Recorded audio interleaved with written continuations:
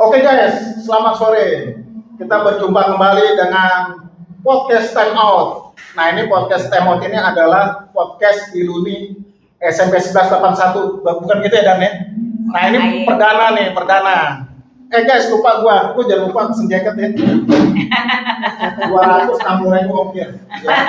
Itu dijual. Dan ini penampilan perdana nih, berarti tamu kita nggak sembarangan dong. Ya kan? Jadi ini udah gue pilih alumni SMP 11 yang pokoknya ntar ya kita ngomong gokil deh ya. Pokoknya nanti kita kupas, mudah-mudahan dia bisa cerita. Siapa Dan? Ini orangnya. Yurma, Ronda, Thank you banget sudah bisa hadir di podcast pertama. Dan ini podcast pertama kita, Time Out. Insya Allah kita akan tayang seminggu sekali.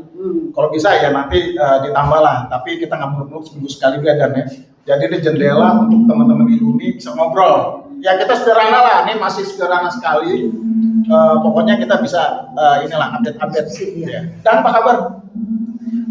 Apa kabar? Oh, gue kabar baik, alhamdulillah, sehat, masih jalan-jalan.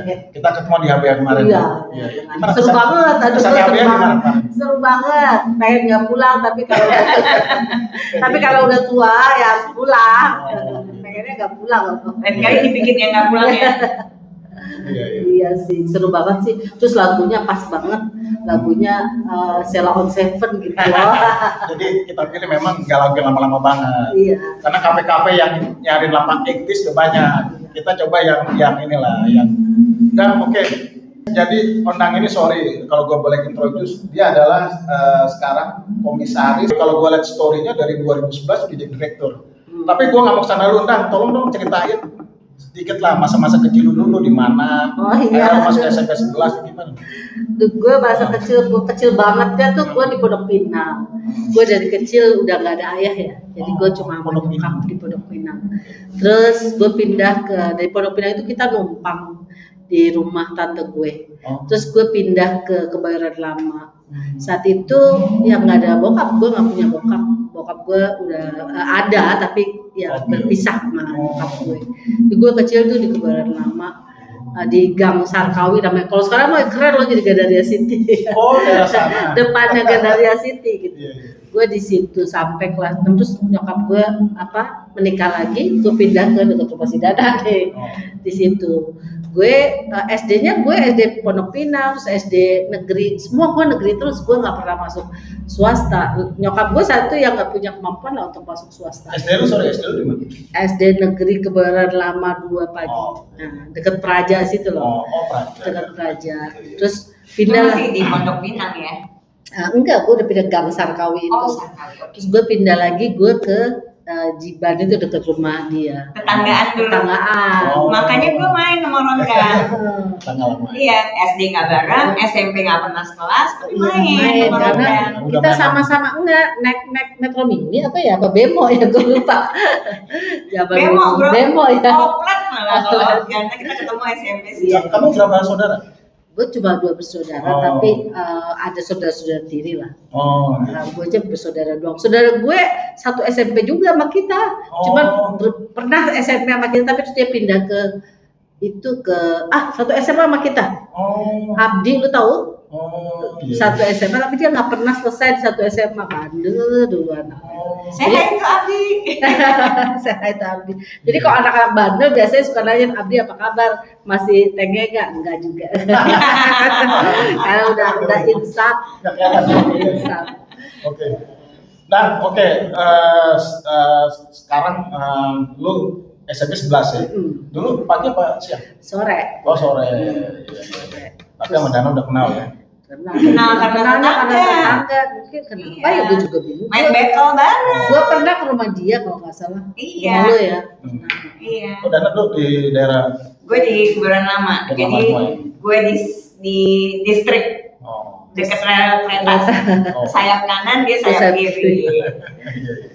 Oke, nah shortly lu SMP 11, lu diterima di UI. Ya. Gue udah sedikit nih ngupas Ondang nih, sorry nih. Ya ada.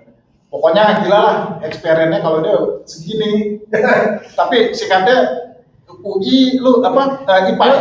Gue UI masuk MIPA. Masuk MIPA tuh biologi. Oh, biologi. Jadi gue masuk MIPA biologi. Oh, apa PMDK? Kimia. Enggak, bukan PMDK. Gue lagi PMDK. Kayak sekolahnya gue SMA pas-pasan. Dia satu SMA. Enggak PMDK. Terus gue masuk anak bulungan ya. Gue masuk UI biologi. Masuk biologi juga asal-asalan karena gue sebenarnya nggak minat ya. Gue cuma dengar teman gue, lu masuk daftar mana? Biologi. Udah gue biologi gitu. Tapi sebenarnya gue emang pengen pekerjaan yang sekarang gue lakukan. Karena itu nggak ada hubungan sama biologi. Gue pengen jadi orang marketing atau jadi wartawan. Gue nggak mau nulis ya. Karena gue suka nulis gitu. Nah habis itu lulus kuliah, toh nggak gue kerjanya. Bukan karena gue apply. Gue diterima di LIPI. Mau sekolah ke luar negeri. Sorry, lo kuliah berapa tahun? Gue kuliah hampir 5 tahun. 5 tahun, standar. Tapi gue sih lulus ya, bisa dibanggain sih, gue the best graduate. The best graduate dari FMIPA waktu itu. Oh gitu, the best graduate. Jadi FMIPA kan ada biologi apa. Nah, kalau di SMA? Sebenarnya gue biasa aja. Itu karena orangnya lebih pintar dari lu apa memang lu? Gak tahu deh gue kan. Emang gampangan. Kak, gue cuma prinsip gue adalah satu, jangan sampai malu, itu doang. Gue nggak kepengen jadi ranking, gue nggak kepengen apa-apa. Jadi kenapa gue bisa masuk UI padahal SMA-nya ya, kan gue ranking 10 ya. Kenapa gue bisa masuk UI? Karena gue takut malu, gitu doang. Prinsip gue takut malu sama tetangga. Kalau biologi itu belajar apa aja? Ya belajar, nah biologinya tuh gue kan ambilnya biologi reproduksi. Ya ada lucu-lucunya ya, ya. Ada. Manusia. Iya. Karena gue gak suka biologi sebenarnya. Tapi kalau biologi reproduksi manusia kan lucu ya, ada lucu-lucunya lah. Tapi biologinya pilihan lo? Pilihan gue kedua, pilihan pertama gue ekonomi atau ITB teknik industri. Tapi ITB teknik industri ya ampun, orang kayak gue ya nggak mungkin lah. Ekonomi nyokap gue nggak boleh prioritas IPS, IPA harusnya. Karena gue anak IPA gitu. Itu orang zaman dulu lah ya. Iya, prestis ya kalau enggak. Ini kalau hostnya Arif ya, dia udah belok nih. Topiknya jadi reproduksi aja.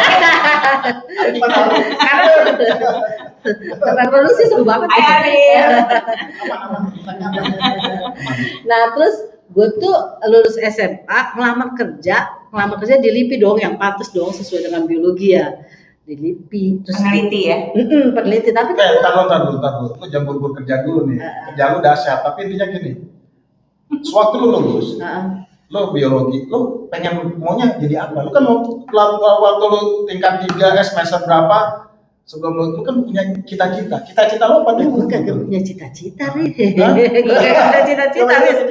Jadi go with the flow. Jadi gue gini, ini gue sajadanya biologi, ya gue masuknya harusnya yang bisa diterima dong. Jadi yang bisa diterima ya LIPI itulah. Jadi gue masuklah ke LIPI. Nah ternyata gue lulus LIPI tes, gue lulus best graduate lagi. Gue heran ya kenapa pas dulu gue kayak bego banget sih. Terus gue lulus best graduate lagi. Nah, tapi di LIPI itu orang kan, gue kan baru pra pegawai negeri ya. Orang-orang pada tes ke luar negeri nggak lulus. Terus akhirnya karena nggak ada lulus lagi, lu deh gitu. Gue tes di British Council, gue lulus. Pas gue lulus gue takut. Kenapa gue takut? Karena itu kagak ada kerjaan.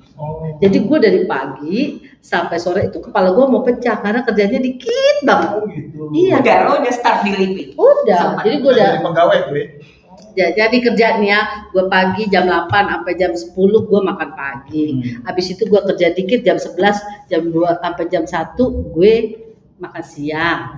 Jam 1 gue sholat. Jam 4 gue pulang. Bukan itu yang orang cari. Tapi gue nggak bisa, kepala gue mau pecah rasanya. Terus gue pikir kalau gue kerja, kalau gue ke luar negeri kan gue ikatan dinas kan. Iya kan. Terus anak gue waktu itu gue udah punya anak gue bermasalah dengan perut. Akhirnya gue berhenti, tau gak gue jadi apa? Makeup artist. Sorry, lu udah ngomong anak nih. Jadi lu married kapan? Gue married pas sebelum gue wisuda. 9 berapa tuh? Tahun 89. 89 ya? Iya 89. Anak berapa? Anak gue 2. Anak 2, oke. Terus akhirnya makeup artist? Iya, belajar dari mana? Terus gue kan nikah sama mertua gue kan ini ya perias pengantin dan punya lembaga kecantikan. Udah deh tuh gue nggak Batak sama Batak? Enggak. Suami lo? Jawa. Oh, jadi make up artis Jawa nih. Make up artis apa aja? Mertua. Kalau nyokap gue wanita karir. Oke. Jadi gue udah tuh gue ikut lomba-lomba. Gue kan orangnya gini loh. Gue tuh orangnya satu hal ya. Gue akan mengerjakan sebaik mungkin sehingga orang lain kalau mengerjakannya ya maksimal sebaik mungkin. Itu aja. Jadi gue ngotot kalau kerjain sesuatu tuh gue maksimal. Jadi kayak gue belajar nulis, gue keluarin novel. Gue belajar apa tuh gue foto, gue jadi guru. Gue kan belajar fotografi, terus gue jadi guru fotografi gitu.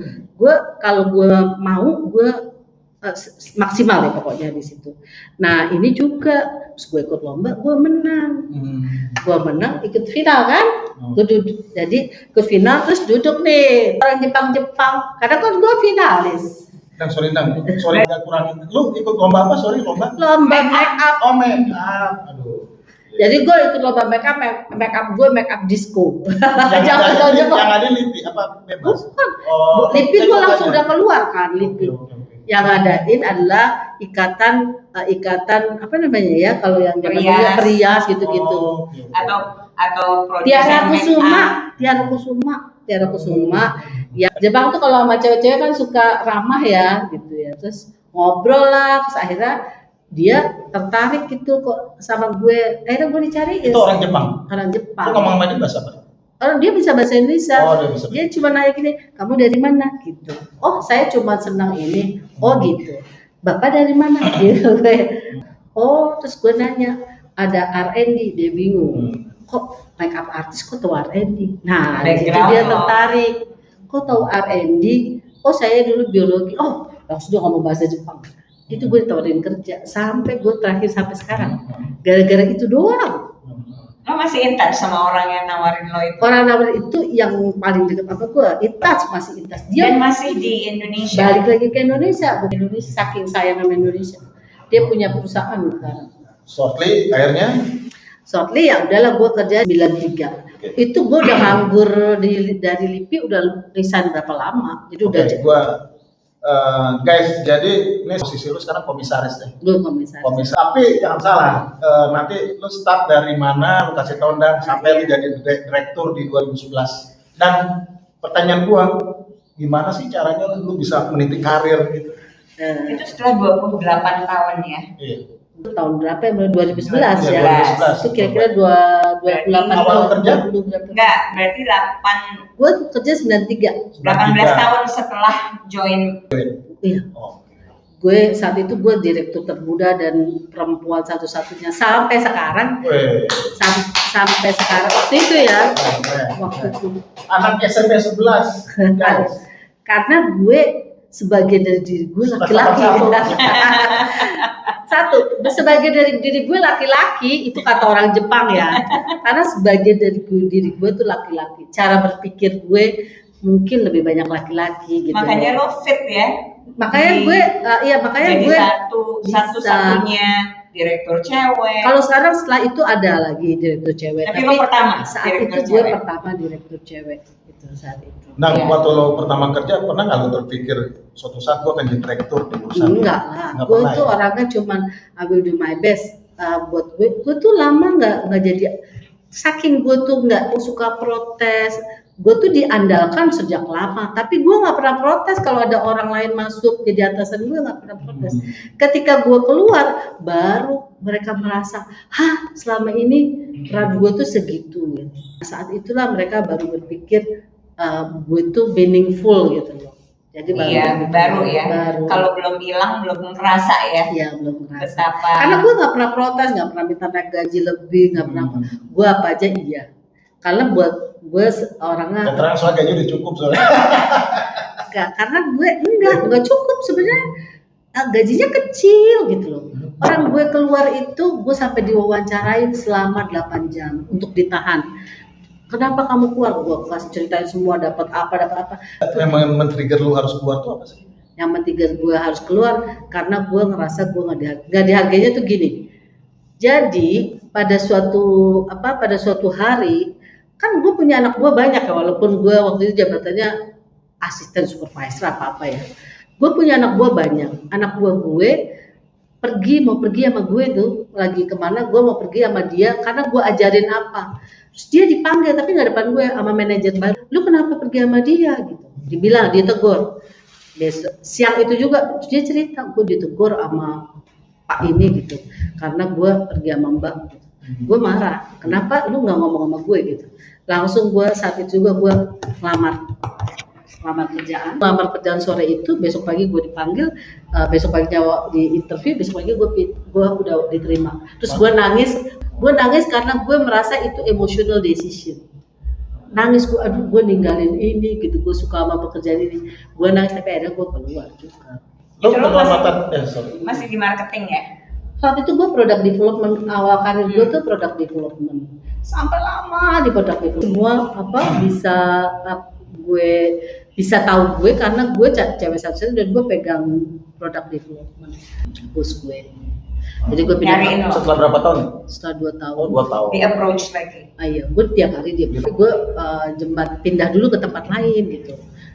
Gue diteleponin tiap hari. Udah kayak bapak gue, sampai sekarang juga dia telepon gue gitu.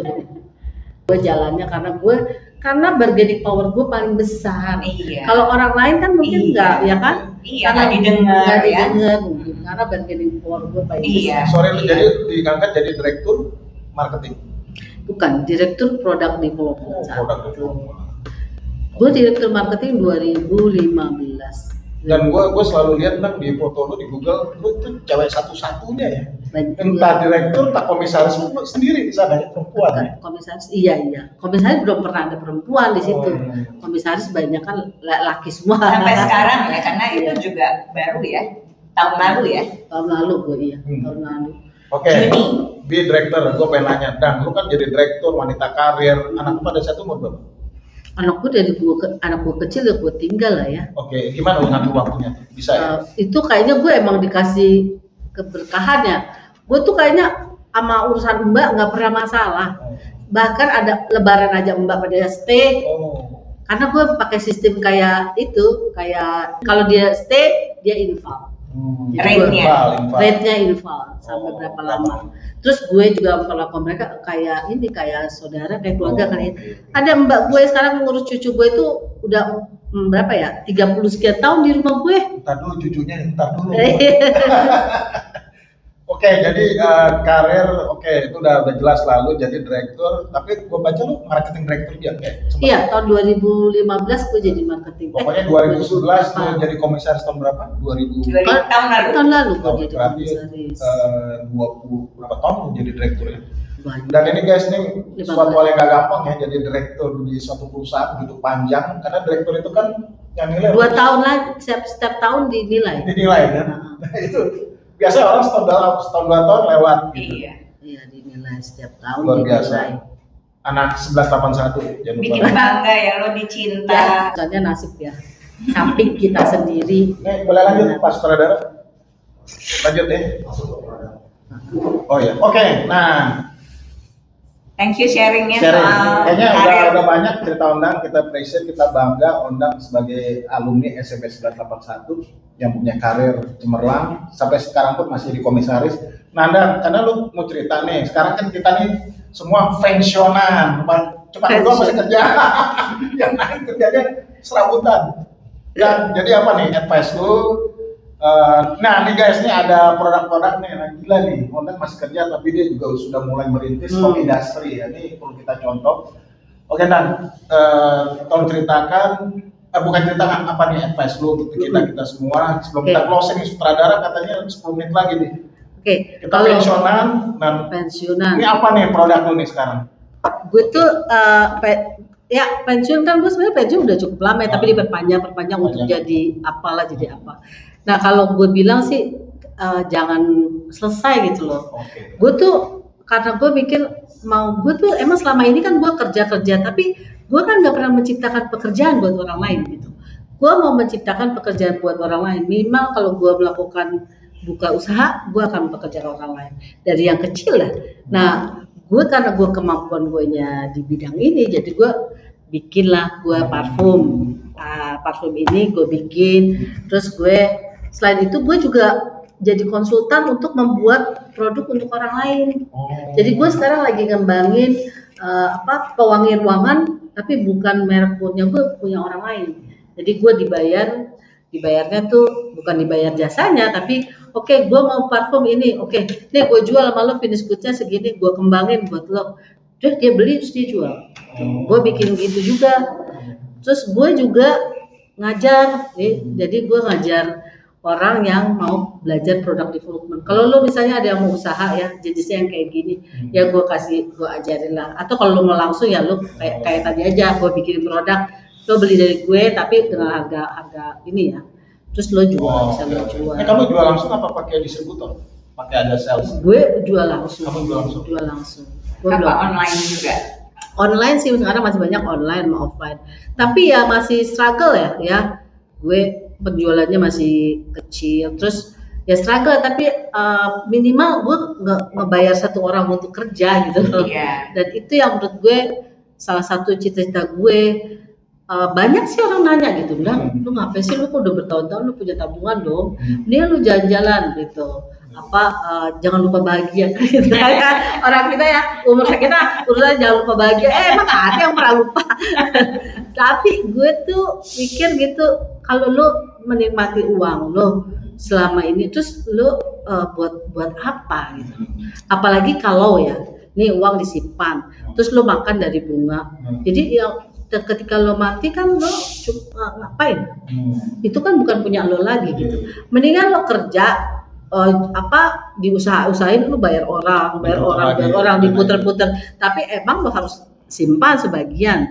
Tapi kayaknya karena lo memang nggak kerja kan bilangnya. Kayak gue nggak kerja juga. Otaknya mikir terus ya. Dibalikin ke ini ya, kayak CSR ya. Ini tuh kayak project CSR. Iya, tapi gue berharap nih ketika gue nyesalnya aduh ini waktu gue sedikit ya, gue pengen ini sukses ada orang lain gitu loh, jadi lapangan kerja buat orang lain gitu loh, gue pengennya. Ini pakai endorse?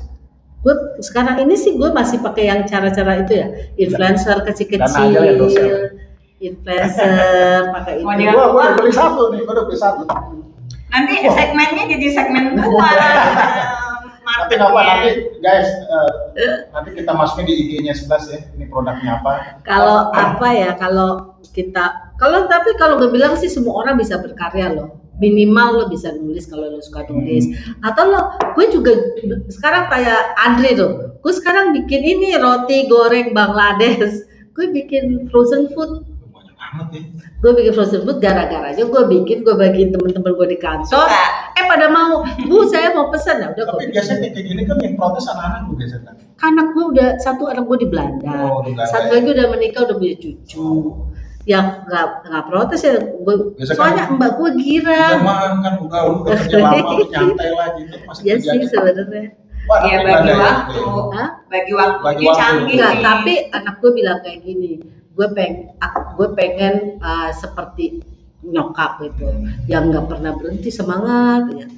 Karena kalau lu di rumah enak sih di rumah santai. Gue kalau di rumah nih bener-bener akan di rumah gue akan nulis. Jadi intinya ya Dana ya. Jadi intinya nasihat dari Ondang bahwa kita nggak boleh stop bekerja ya. Iya apa aja ya, bukan mencari duit, bukan bekerja. Gali apa yang lu punya ya. Iya. Gali apa yang lu punya di masa-masa pensiun. Kita juga kan di Luni ini kita ingin meningkatkan cari kegiatan ini. Kualitas posisi kita sekarang. Iya. Mungkin 30 tahun lalu kita targetnya karir, tapi sekarang kan kita apa nih yang harus kita lakukan?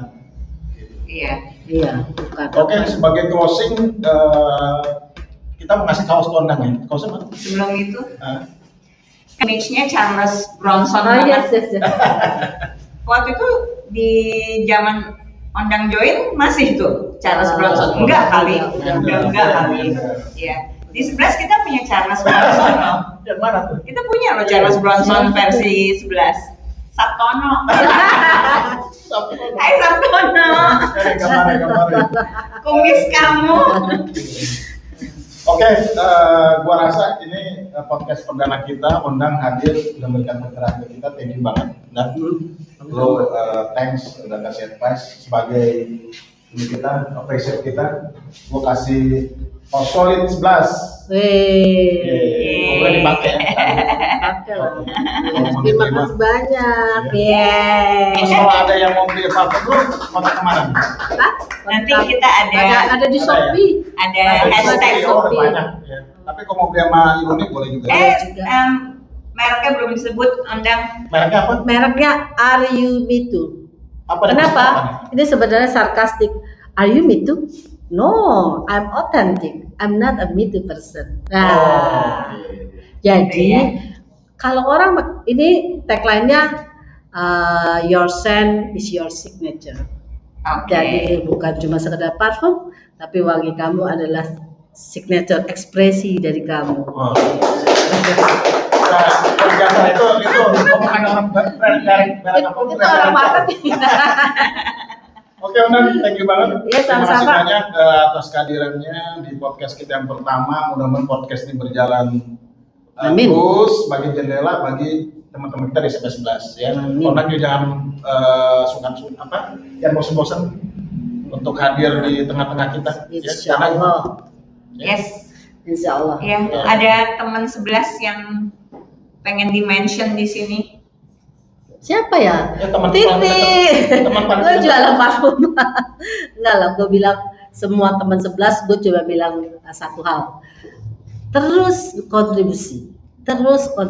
Apapun itu terus berkontribusi. Jadi kalau dengan begitu maka kita merasa berharga dan jadi sehat. Itu aja. Amin, keren. Latihan otak, Iya, ada. jalan terus. Oke guys, gua rasa itu aja. Mungkin udah lebih dari 30 menit ngobrol nggak terasa. Itu bicara kita dengan ngobrol-ngobrol dengan Yurma, Ondang, alumni SMP 1181 ya. Oke, gua minta ya lu tolong subscribe, like and share ya YouTube kita, YouTube Time Out yang ke podcast. Insya Allah kita akan hadir seminggu sekali di hari nanti deh kita ada sutradara ya.